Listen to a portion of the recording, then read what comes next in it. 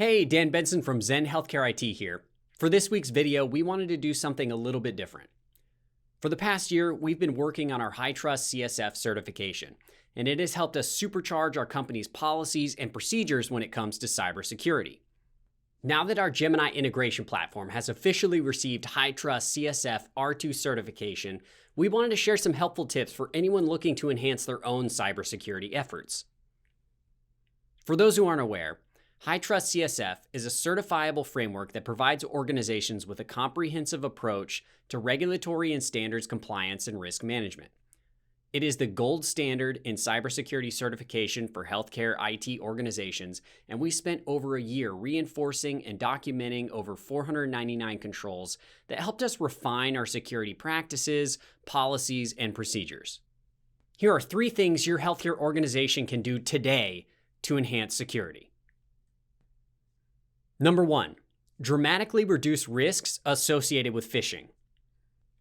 The majority of ransomware attacks on healthcare organizations that you read about have arisen from a phishing attack. An employee has received an email that appears legit and either downloaded a malicious file, provided login credentials to a fake website, or taken some other bait the fisher's thrown at them. The best way to protect your organization from this type of threat is through ongoing education and awareness campaigns. There are free tools that allow you to do phishing tests for your staff. You should do this frequently and dial up the challenge as your staff gets savvier. Publish anonymized results and incorporate this topic into your recurring meetings. No staff member in your organization should be exempt from this training/awareness effort. Guaranteed, there are people in your organization that think, I can't access PHI systems, thus what I do doesn't matter. This is very wrong, of course. You don't have to have access to PHI to provide a hacker an entry point into your environment. Also, oftentimes people greatly overestimate their ability to spot phishing emails. Any single individual who thinks it can't happen to them is the fisher's new best friend. We recommend using a third-party solution like KnowBe4 to implement simulated phishing attacks. I'll drop a link to it down in the description below. Number 2. Enable two-factor authentication for everything.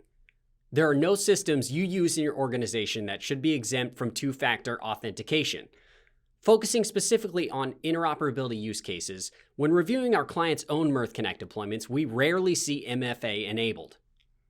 That is a big security gap. While it can take some effort, you must secure your integration engine instances with two-factor authentication to reduce security risks. For those organizations considering working with Zen, our Gemini developer solution includes an integrated identity management MFA solution so that our clients don't have to try and figure that out on their own. That is a huge time saver. Number 3, adopt a formal risk management approach throughout your organization. Business leaders engage in risk management informally throughout their careers.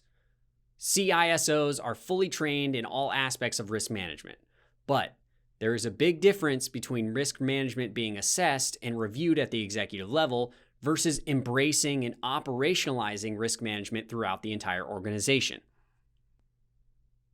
This is where you will make a big investment in time and energy to ensure your formal risk management policy establishes a broad enough framework to support all departments and all levels. Then you will need to have an ongoing effort to train, get feedback, adjust, retrain across the entire organization. But if you want to avoid having a staff member that thinks what they do doesn't really matter to the big security picture, they need to be trained to understand the concept of risk management and how it applies to the job they do every day. And it's essential that you review risks specifically introduced as new interfaces are created or new endpoints are exposed. Most interoperability projects today are by definition interacting with the outside world. Don't let your interface team or platform fall through the cracks in your risk management approach. Speaking of policies, as a bonus, let's review some of our most essential policies that your organization should adopt if you have not already. Number 1, the policy management policy. This is essential because it sets the rules of the road for how other policies are updated, reviewed, approved, and managed. Consider this the Rosetta Stone for all your other written policies. At Zen, we have a designated work group made up of our senior leadership that is responsible for all policies, and how we manage them is outlined in our policy management policy. Number 2, the risk management policy. This policy outlines how you are operationalizing risk management and risk assessments throughout your organization. It defines key terms, defines your risk domains such as confidentiality, availability, and integrity, creates your risk scoring system, and establishes when and how risk assessment occurs. We talk about the importance of managing risk across the entire organization, and this policy defines how you do that. Number 3, the change management policy. The change management policy is critical because changes and updates to systems, access to systems, interfaces, and even policies and procedure changes can introduce risk across multiple risk domains. Many people use a ticketing system to operationalize change management. Consider not just limiting it to IT infrastructure changes. Using one consistent approach for implementing effective change management across the entire organization is much easier to manage and monitor long term. We also use a cross-department change management group that meets regularly to review change requests and the associated documentation. What is working? What isn't working? Are there gaps? Are change requests backing up and creating bottlenecks to getting work done?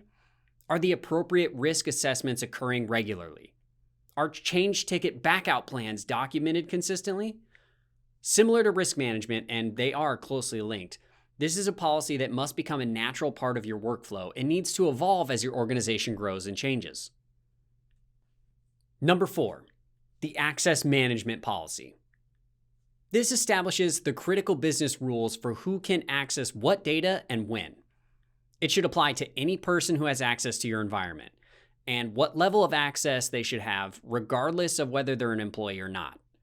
It establishes auditing policies and procedures to ensure the access rules are being followed, and who is viewing sensitive data. It also typically establishes password management and two-factor authentication business rules and procedures. It may also define rules around only accessing the minimum data necessary, discuss separation of duties regarding access, and how to handle any suspected security incidents. Or those may be defined in other policies, such as a HIPAA privacy and security policy or incident response policy, etc. Building out and maintaining a solid information security plan and associated security best practices is not just a requirement for large companies.